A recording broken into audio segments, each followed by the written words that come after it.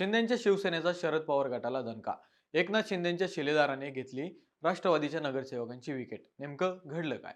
अहिल्यानगरच्या राजकारणातून एक महत्त्वाची बातमी समोर येत आहे. शरद पवार गटाचे शेवगाव नगर परिषदेचे रिजवान छोटूभाई शेख यांचे नगरसेवक पद रद्द करण्यात आले आहे. पण नेमकं घडलं काय? चला जाणून घेऊयात. मंडळी, शेख हे शेवगाव नगर परिषदेच्या प्रभाग क्रमांक 3 मधून ओबीसी प्रवर्गातून निवडून आले होते.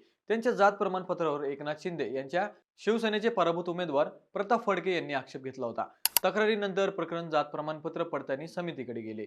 समितीने शेख यांचे प्रमाणपत्र अवैध ठरवले. दावा केलेल्या जातीशी नातेसंबंध सिद्ध करण्यासाठी आवश्यक कायदेशीर पुरावे उपलब्ध नसल्याचे समितीच्या निर्णयात नमूद करण्यात आले. यानंतर जिल्हाधिकारी डॉक्टर पंकज आशिया यांनी शेख यांचे नगरसेवक पद रद्द करण्याचा आदेश दिला.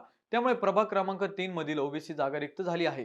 पुढील निवडणूक प्रक्रियेसाठी राज्य निवडणूक आयोगाला माहिती देण्याचे निर्देशही देण्यात आले आहेत. आता शेवगावमध्ये या निर्णयाची राजकीय चर्चा रंगली आहे.